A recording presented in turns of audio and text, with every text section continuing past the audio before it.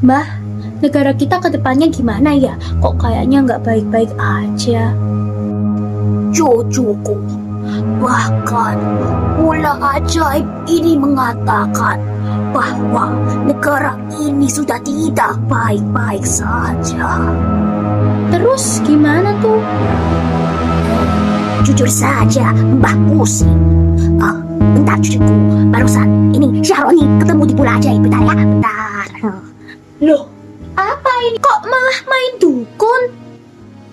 Terkadang, warga kita sendiri sudah tidak percaya dengan pemerintahnya. Bahkan, lebih percaya dengan hal-hal yang menyesatkan dan meninggalkan nilai moral serta agama.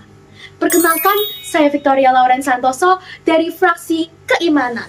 Fraksi Keimanan percaya bahwa seharusnya RUU Polri memperkuat sistem untuk menjaga kestabilan dalam negeri, serta meningkatkan nilai moral, memperkuat hak asasi manusia atau HAM, dan juga untuk menjadi payung pelindung masyarakat tanpa diskriminasi berbasis agama maupun etnis.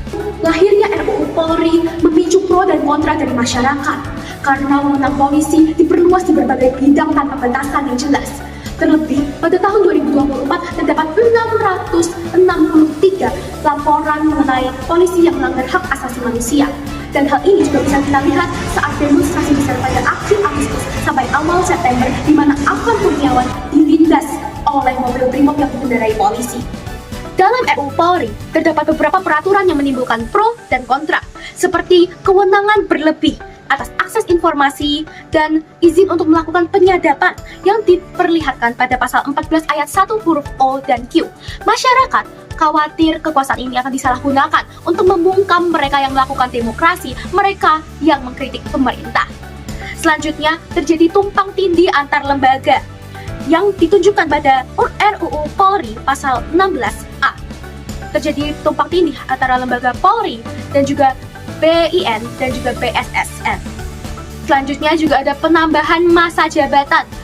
Penambahan masa jabatan polisi dinilai tidak relevan oleh fraksi kami karena tidak memberikan kesempatan orang yang lebih muda untuk menjadi polisi senior atau naik jabatan. Selanjutnya hal ini juga justru memperkuat eksistensi dan kekuasaan polisi senior.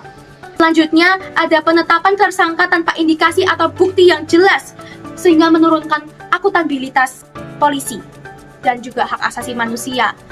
Hal ini ditunjukkan pada pasal 16 ayat 1 huruf A yang memperbolehkan polisi untuk melakukan penangkapan, penetapan tersangka, penahanan, penggeledahan, dan penyitaan tanpa batasan yang jelas. Dan yang terakhir juga ada lembaga pengawas yang tidak jelas. Contohnya pada pasal 16B ayat 3 yang berisi berkoordinasi dengan lembaga yang menyelenggarakan fungsi koordinasi intelijen negara sesuai dengan ketentuan peraturan perundang-undangan. Tapi apa lembaganya? Selanjutnya, solusi apa yang akan kita tawarkan? Yang pertama, kita pasti akan menghapus serta merombak pasal-pasal yang tidak sesuai dengan stansa fraksi kita. Yang pertama, kita akan memperjelas ranah polisi terhadap akses informasi publik serta penyadapan yang dilakukannya.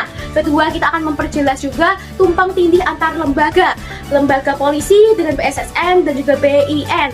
Lalu kita akan memberi nama secara spesifik, lembaga pengawas.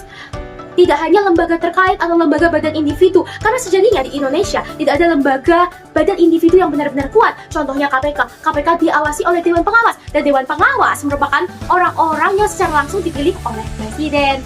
Lalu kita akan menambah atau memperkuat akuntabilitas polisi dan juga memperkuat HAM agar polisi tidak bisa dengan gampang membuat orang menjadi tersangka. Selanjutnya, masa jabatan polisi kita akan tetap pada pasal sebelum direvisi. Artinya tidak ada masa jabatan tambahan.